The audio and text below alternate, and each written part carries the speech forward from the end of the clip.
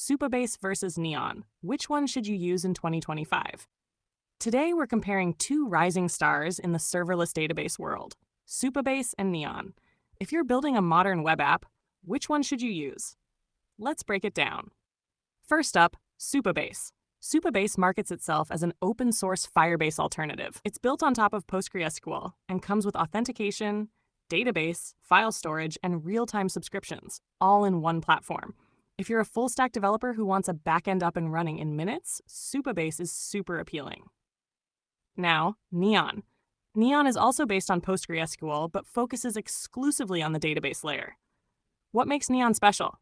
It's serverless, auto-scaling, offers branching and instant backups, making it amazing for developers who want modern database workflows similar to Git. It separates storage from compute, giving it incredible flexibility and cost efficiency. So which one should you use? Choose Supabase if you want an all-in-one backend solution. You need built-in auth, real-time, and storage.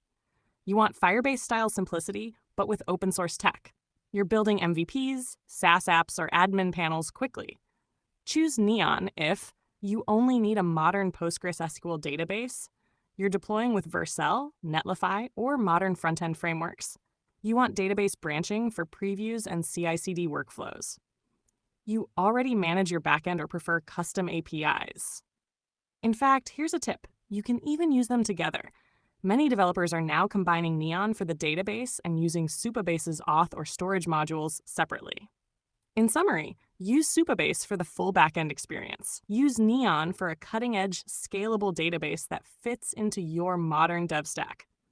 Both are great, but the best choice depends on how much control you want. If you found this helpful, like and subscribe for more dev stack comparisons, and drop a comment telling us what you're building. Want a short version for TikTok or Instagram Reels? Or a technical deep dive comparing performance and pricing? Let me know.